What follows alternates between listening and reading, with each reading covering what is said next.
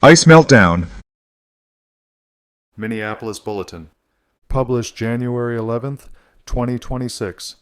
As you might have heard, earlier this week, Officer Jonathan Ross of U.S. Immigration and Customs Enforcement, ICE, shot and killed 37-year-old U.S. citizen and mother of three, Renee Nicole Good, between East 33rd and East 34th Streets on Portland Avenue in central Minneapolis.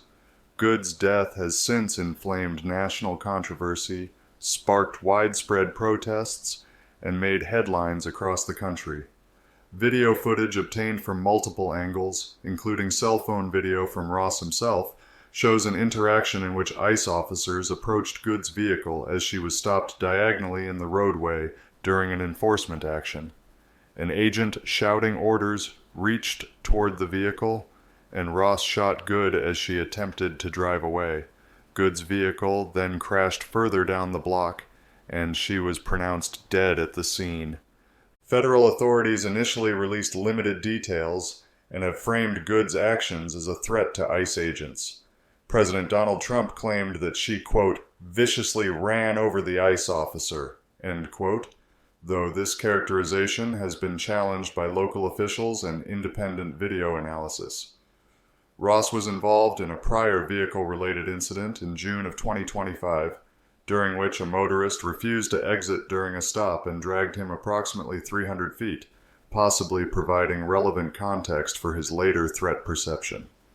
In the aftermath, the federal government's handling of the investigation has drawn criticism. State authorities, including Minnesota Governor Tim Walz and Minneapolis Mayor Jacob Frey, have disputed parts of the federal narrative and called for transparent review of the evidence.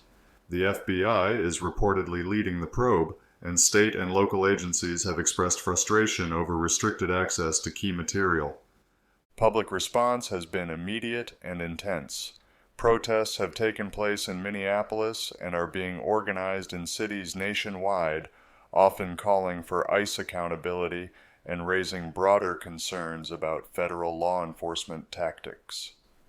The incident has become a flashpoint in the larger national conversation on policing, immigration enforcement, and civil liberties, with tensions between federal and local officials further complicating efforts to reach a common understanding of the facts on the ground. Longtime Radio Free Pizza gourmets may note this as an escalation of the city's more long-standing tensions with policing and civil liberties, recalling our January 2024 dispatch that traced the long shadow of the late May 2020 unrest following George Floyd's death, when protests escalated into riots. The Minneapolis 3rd Precinct was abandoned on orders and then burned, and more than 1,000 properties were damaged. We detailed how the aftermath has been marked not only by material destruction, but by a lingering civic demoralization, sharp disagreements over policing, and a persistent sense among residents that public safety has deteriorated. More recent aficionados of our reporting might also remember last year's journal describing renewed fears about political violence, then made concrete by the politically motivated killing of Minnesota lawmakers unfolding amid nationwide unrest, protests against immigration enforcement, what else is new, and a polarizing military parade in Washington that symbolized deep national division. Accordingly, we can certainly call it fitting that broader conflicts between state and federal governments might here find a potential flashpoint. If that should become the case, then perhaps we shouldn't have stopped short of predicting it in a slice from the start of 2024 that noted how American society has become increasingly primed, psychologically, politically, and culturally, for internal conflict, whether sparked by a singular catalyst or from pressures already built into the system. This killing, then, may well provide a litmus test for how authority, accountability, and restraint are exercised when federal power meets local resistance on the ground. For now, however, open questions remain about the precise sequence of events, the decisions made by the officers on the scene, and how federal use of force policies are interpreted and applied in dynamic, high-stakes encounters. To shed light on these questions, we turn now to the analysis of Reverend Augustus Corbett, Esquire. Here, Corbett explains the foundational decision in Tennessee versus Garner from 1985, establishing that Under the Fourth Amendment, police officers may use deadly force to prevent escape only if they have good faith, belief the suspect poses significant threat of death or serious physical injury to officers or others. He emphasizes this case forms the starting point for legal analysis in all law enforcement, deadly force situations, noting that officers should not kill suspects merely to prevent escape unless the threat condition is met. From there, Corbett goes on to detail Graham versus Connor from 1989, which set the governing objective reasonableness standard for evaluating police use of force. Under this framework, actions are judged from the perspective of a reasonable officer on the scene, accounting for the fact that officers often make split-second decisions under tense and uncertain conditions.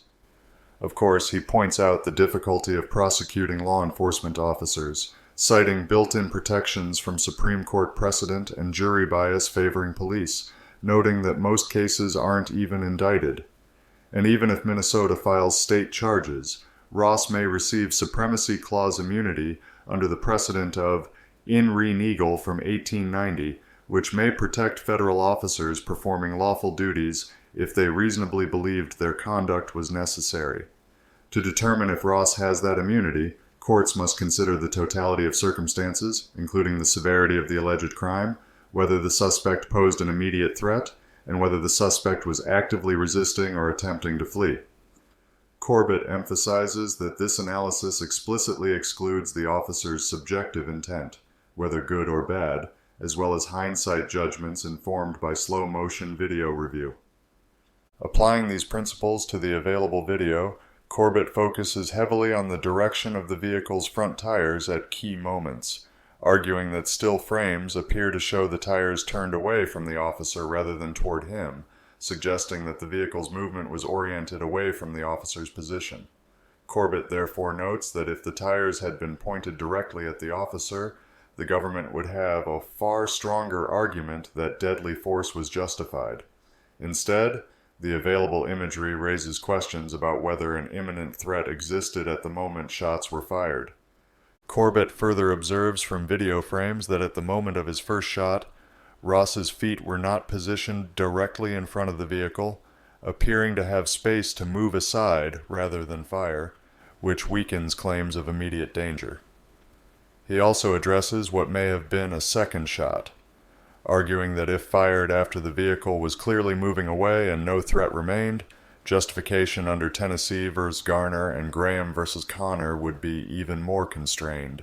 Examining wider video shots showing no apparent bystanders in the vicinity who would have been endangered if the officer had allowed Good to escape, Corbett notes that, since the vehicle was moving away from the officer and no one else appeared to be at risk, the use of deadly force wasn't justified under Tennessee v. Garner. However, he acknowledges that Graham v. Connor factors still apply, providing built-in protections for law enforcers. Beyond the strictly legal analysis, the case has also exposed how rapidly questions of use of force become subsumed into broader moral and political narratives. In a separate commentary, Glenn Greenwald examines the same footage and public reaction not to adjudicate the shooting itself, but to interrogate how different factions have responded to it, particularly the tendency across the ideological spectrum to justify or even celebrate death when it befalls perceived political enemies. In a recent analysis, Greenwald examines how conservatives have pointed to Ross's own footage as evidence that the agent reasonably feared for his life and therefore acted in self-defense, while critics argue the video instead shows the driver turning away to flee rather than attempting to strike the agent, making the use of lethal force unjustified. Greenwald emphasizes that although the driver and her partner had behaved antagonistically toward officers before the shooting, adversarial or disrespectful speech at a protest is constitutionally protected and cannot, on its own, justify deadly force. He also highlights contextual details about the victim, who reportedly had no meaningful criminal record and was raising a 6-year-old child, arguing that the leap from protest behavior to an assumption of homicidal intent toward officers is unsupported. Greenwald then widens the lens to examine reactions across the media and political spectrum, On parts of the right, he observed a shift from legal arguments about use of force to overt dehumanization of the victim, including inflammatory labels, emphasis on her sexual orientation, and narratives portraying the agent as heroic for supposedly saving the child from her parents. Some political figures escalated further, referring to the victim as a domestic terrorist or implying she deserved to die. On the left and center, the shooting was broadly condemned as murder, but Greenwald draws a parallel to past instances in which online commentators celebrated the on-camera killing of Charlie Kirk, underscoring that the celebration of political opponents' deaths is not confined to any one ideological camp. He stresses the importance of distinguishing between legitimate criticism of public figures and the moral collapse represented by rejoicing in someone's death, noting with concern that expressions of mere criticism are often punished more harshly than explicit celebrations of violence. At the core of his analysis, Greenwald critiques what he describes as a broader societal coarsening and dehumanization of political adversaries, accelerated by polarized media ecosystems, online anonymity, and groupthink. He links this domestic moral erosion to U.S. foreign policy, arguing that a nation perpetually engaged in war must continually dehumanize external enemies, a habit that eventually seeps back into domestic culture. Citing Martin Luther King Jr.'s 1967 Riverside Church speech, Greenwald argues that violence abroad and violence at home are morally and psychologically connected. Greenwald further challenges what he describes as an inconsistent pro-law enforcement standard embraced by some on the right, that if a person defies lawful orders and an officer reasonably fears for their life, lethal force is justified. Applying that logic consistently, he argues, would imply that Capitol Police should have used far more lethal force against violent participants on the 6th of January 2021. Of course, many of these same voices would reject that conclusion, revealing a politically selective application of principle. For Greenwald, both the Minnesota shooting and the killing of Ashley Babbitt on the 6th of January fail the same ethical test. Deadly force should be an absolute last resort. He concludes that the gravest danger lies not in disagreement over individual cases, but in the abandonment of consistent moral standards altogether, replaced instead by factional judgments about who deserves to live or die.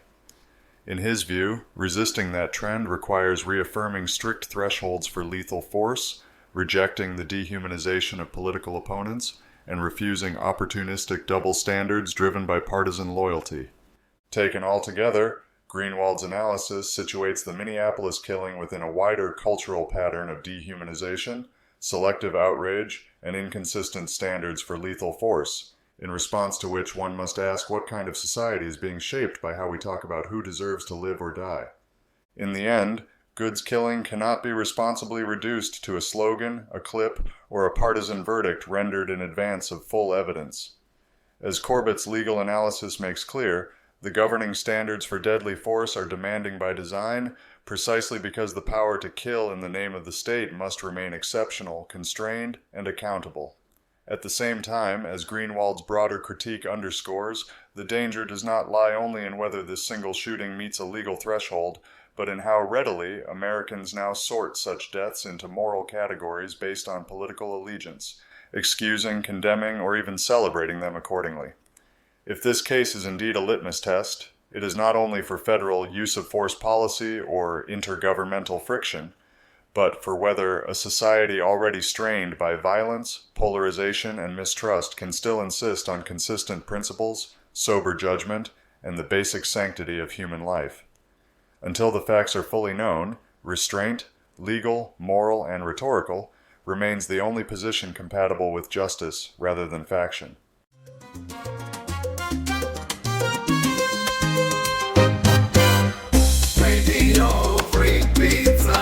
Radio Free Pizza is a reader-supported publication and listener-supported podcast. To see all our work, visit www.radiofreepizza.com or search for Radio Free Pizza on all your favorite social media and podcast platforms. You might even find a button to click that says subscribe. And if you're really lucky, it will let you leave a review. Otherwise, just share a link with your friends or on social media. Thanks for your support. Radio Free.